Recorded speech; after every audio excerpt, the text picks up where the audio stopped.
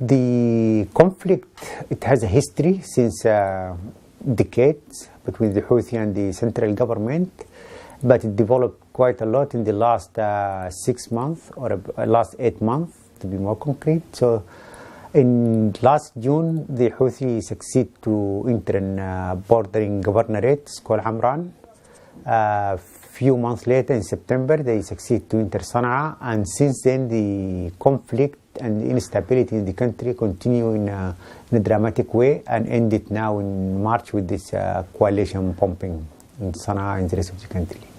Situation in Yemen is getting quite complicated since 2 weeks ago, that with the coalition of 10 countries start bombing different places in the entire country, mainly in Sana'a, but also in the south, north, and the center, trying to fight against Houthi, but as well ex-president Abdullah Saleh forces. And it seems the situation even is deteriorating up to now as the coalition still is bombing the area. In the big cities, most of the population that's afraid to move out during the day because afraid of bombing, which we don't know where and how. Also, most of them that they send their families, they take their families to small villages around, at least to be in safer areas. The city also is very few cars you see in the town day to day because of the shortage of fuel. This shortage of fuel also has consequences on hospitals, which most of the generators that are running operations, surgical operations, and this also they are lacking fuel.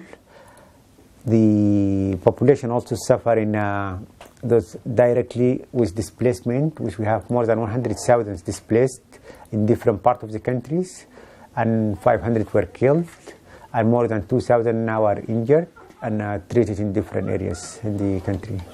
MSF as a medical organization is placed in the country. We absolutely respond to emergencies and what's going on. We have a team, surgical team supporting in Aden. We have another team working in Dali', in the central part of the country. And we have a team in the north, in the area of Harad and Hudaydah. In all these areas, they are helping with medical supply, with human resources, and also with the technical support to these hospitals, including referrals of wounded people.